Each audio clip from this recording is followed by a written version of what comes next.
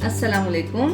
आज हम बना रहे हैं इमली और लहसुन की चटपटी चटनी। इसमें इस्तेमाल होंगे 2 अदद लहसुन जो मैंने पील ऑफ कर दिए, 2 टेबलस्पून इमली का पेस्ट, 8 से 10 लाल मिर्च, आप गोल मिर्च भी ले सकते हैं, हाफ टी स्पून जीरा और 1 टीस्पून सॉल्ट। सबसे पहले हम डालेंगे चॉपर में लहसुन,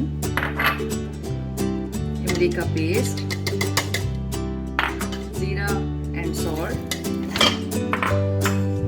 लाल मिर्च। अब इसमें हम डालेंगे थोड़ा सा पानी और हम इसको ग्राइंड करेंगे। नाज़रीन, हमारी ये चटनी अब तैयार है। आप इसे बारबेक्यू, पकोड़े, किसी भी चीज़ के साथ इस्तेमाल करते हैं। ये बहुत ही चटपटी और बहुत ही लजीज इमली और लहसुन की चटनी है। अगर आपको ये पसंद आता है तो प्लीज़ मेरे चैनल को सब्सक्राइब करें और लाइक भी करें। अल्लाह हाफिज़।